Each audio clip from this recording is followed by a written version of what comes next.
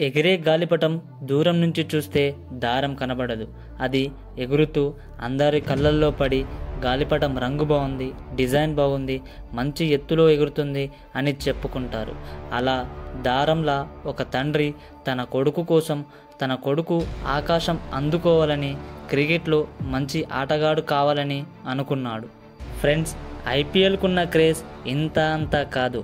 మనం ఐపీఎల్ని ఎప్పటి నుంచో చూస్తూ వస్తున్నాం.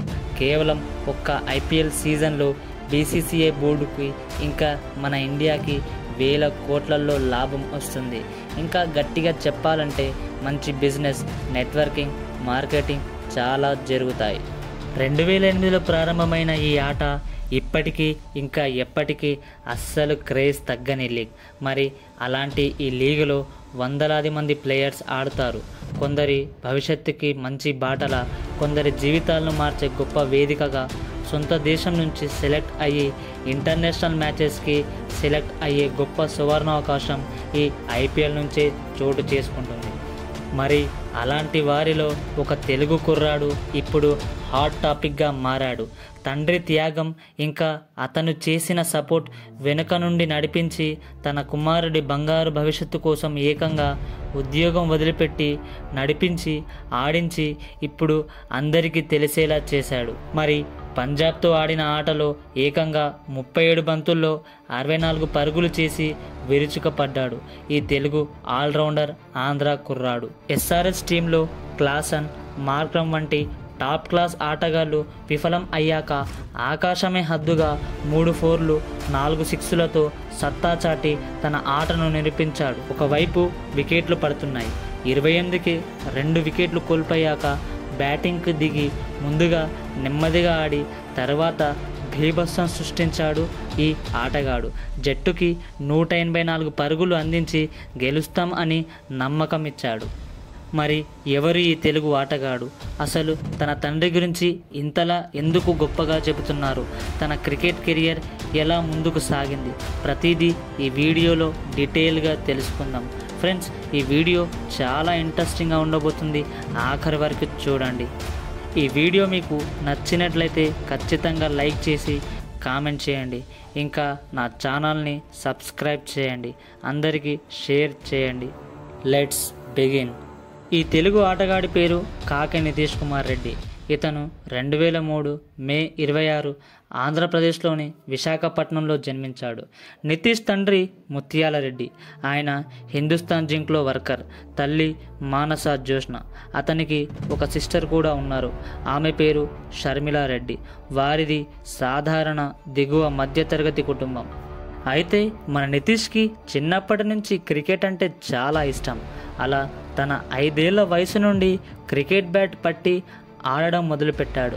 తండ్రి హిందుస్థాన్ జింక్లో పనిచేస్తున్నాడు కదా, అయితే వారికి హిందుస్థాన్ జింక్ గ్రౌండ్స్ ఉండేవి. అక్కడే తను ఆడేవాడు. కొన్నిసార్లు అయితే క్రికెట్ మక్కువతో స్కూల్ని బంక్స్ కొట్టి కూడా వెళ్ళేవాడు. మొదటగా ప్లాస్టిక్ బాల్తో ఆడేవాడు.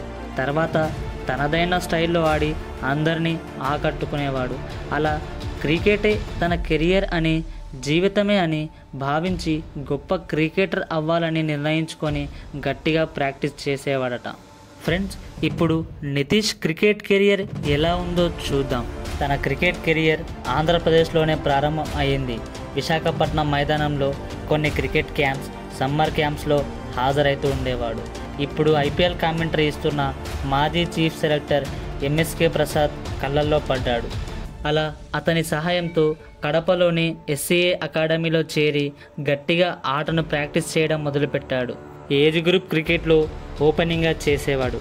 నితీష్ కేవలం బ్యాటింగే కాకుండా మీడియం ఫేస్ బౌలింగ్, ఫీల్డింగ్లో ఆల్రౌండ్ ప్రదర్శన చేసి అందరి కళ్ళు జిగేల్ అనిపించేవాడు. అలా ఆంధ్ర కెప్టెన్గా నిలబడ్డాడు. ఒకటే లక్ష్యం, ఇండియన్ ఆల్రౌండర్ కావాలని. మొట్టమొదటిసారి 2015-16 సంవత్సరం సౌత్ జోన్ ఇంటర్ స్టేట్ అండర్-14లో 4 మ్యాచ్లు ఆడి మొత్తం టోర్నమెంట్లో 152 పరుగులు చేశాడు. అదే మ్యాచ్లో 27 వికెట్లు కూడా తీసుకున్నాడు నితీష్. తర్వాత అండర్-16లో ఉన్నప్పుడు 2017-18 విజయ్ మర్చెంట్ ట్రోఫీలో దాదాపుగా 301 పరుగులు చేశాడు. తర్వాత అండర్-19కి సెలెక్ట్ అయ్యాక ఆంధ్ర జట్టుకి కెప్టెన్గా నిలబడ్డాడు. తన బౌలింగ్, బ్యాటింగ్, ఫీల్డింగ్తో ఇంకా Vinod mankind trophy, quadrangular under-19 tournament, coach Bihar trophy, Vijay Hazare trophy ఇలా చాలా లీగులు ఆడి వికెట్లు, రన్నులు తీశాడు మన నితీష్. బ్యాటింగ్ టీనేజ్లో టాప్ ఆర్డర్లో దిగేవాడు. బౌలింగ్లో కూడా మంచి బౌన్సర్స్, యార్కర్స్, డెత్ ఓవర్స్లో కూడా వేసే సత్తా ఉంది. 2020లో ఆంధ్ర జట్టుకి పేస్ బౌలర్గా ఎంపికయ్యాడు. బ్యాటింగ్ టాప్ ఆర్డర్లో చేస్తే ఏదైనా ప్రెజర్ ఉంటుందని మిడిల్ ఆర్డర్లో రామని కోచ్లు సలహా ఇచ్చారు. మరి నితీష్ తండ్రి ముత్యాలరెడ్డి గారి త్యాగం మరియు అతని సపోర్ట్ ఎలా ఉందో ఇప్పుడు చూద్దాం. తన బిడ్డ ఆడాలని తన ఉద్యోగానికి రాజీనామా చేశాడు ముత్యాలరెడ్డి. ఉద్యోగాన్ని ఉదయ్పూర్కి ట్రాన్స్ఫర్ చేయడంతో తన కుమారుడి ఆట కోసం మరి ఏదైనా ఇబ్బంది అవుతుందని ఆ ఉద్యోగానికి రాజీనామా చేశాడు ముత్యాలరెడ్డి. ఫ్రెండ్స్, ఇప్పుడు నితీష్ గురించి ఇంతలా వీడియోస్, న్యూస్ ట్రెండింగ్ ఎందుకు అవుతున్నాయి? ఈరోజు మనం అతని గురించి మాట్లాడుతున్నామంటే దాని వెనకాల తన తండ్రి పాత్ర చాలా ఉంది. నితీష్ పక్కనే నిలబడి మంచిగా సపోర్ట్ చేసి ధైర్యం ఇద్దామని ఆ ఉద్యోగానికి రాజీనామా చేశారు. ఈ నిర్ణయంతో బంధువులు మాటలు కూడా అన్నారు. ఎందుకు, అవసరమా, ఇంకా చాలానే అన్నారు. కానీ ఎవరి మాటలు వినలేదు. కొడుకు క్రికెటర్ కావాలన్నది తన బలమైన కోరిక. అలా నితీష్ పర్ఫార్మెన్స్ని గమనించిన ఎస్ఆర్ఎస్ టీం 20 లక్షల బేస్ ప్రైజ్ని అతనిని కొనుగోలు చేశారు. గత సీజన్లో అంత పర్ఫార్మెన్స్ ఇవ్వలేదు, కానీ 2024 అంటే ఈ సీజన్లో సిఎస్కేతో ఆడిన ఇన్నింగ్స్లో 6తో ఫినిష్ చేశాడు. ఇంకా ఆ మ్యాచ్తో కాన్ఫిడెన్స్ పెరిగిపోయింది. తర్వాత పంజాబ్ మ్యాచ్లో అందరూ మంచి ప్లేయర్స్ అవుట్ కాగా తన సత్తాను చాటి నితీష్ ఏంటో చెప్పాడు. తన తండ్రి చేసిన త్యాగానికి న్యాయం చేశాడు. అలా వచ్చిన 20 లక్షలతో ఫ్యామిలీకి ఒక కార్ని గిఫ్ట్గా ఇచ్చాడు. ఫ్రెండ్స్, మీకు తెలుసా, నితీష్కి పవన్ కళ్యాణ్ అంటే చాలా ఇష్టమంట. జానీ సినిమాలో ఉన్న పాట నారాజు కాదురమా అన్నయ్య, ఈ పాట వింటే తనలో ఎంతో ఎనర్జీ వస్తుందని చెప్పుకొచ్చారు. ఇంకా విరాట్ కోహ్లీ బ్యాటింగ్ అంటే చాలా ఇష్టమని ఒక ఇంటర్వ్యూలో చెప్పారు. ఇంకా ఒక రికార్డ్ని కూడా తన ఖాతాలో వేసుకున్నాడు. పంజాబ్తో జరిగిన మ్యాచ్లో 50 రన్స్ చేసి 3 ఓవర్లు బౌలింగ్ చేసి 1 వికెట్ తీశాడు.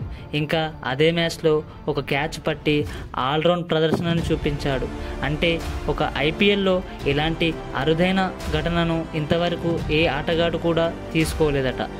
గత 16 సీజన్లలో ఏ ఒక్క అన్క్యాప్డ్ ప్లేయర్ కూడా ఈ ఘనతను అంటే చరిత్రను సృష్టించలేదు.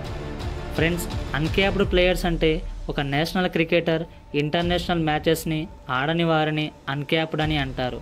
ఇలా ఆ మ్యాచ్లో తనకి ప్లేయర్ ఆఫ్ ది మ్యాచ్గా గెలుచుకున్నాడు. ఇలాగే ఇంకా చాలా అచీవ్మెంట్స్ తీసుకోవాలని, ఇంకా ఇంటర్నేషనల్ మ్యాచెస్ని ఆడుతూ ఇండియన్ టీంలో మంచి ప్లేయర్గా అవ్వాలని, ఇంకా ఎన్నో రికార్డులు క్రియేట్ చేయాలని అందరం కోరుకుందాం. సో ఇది ఫ్రెండ్స్ ఇవాల్టి మన వీడియో. ఈ వీడియో మీకు నచ్చినట్లయితే లైక్ చేయండి, ఇంకా ఎలా ఉందో కామెంట్ చేయండి. ఖచ్చితంగా నా ఛానల్ని సబ్స్క్రైబ్ చేసి అందరికీ షేర్ చేయండి. ఇలాంటి వీడియోస్ మీకు ఎప్పుడూ అందిస్తూనే ఉంటాను. Sameer knowledge, get everything, gain everything.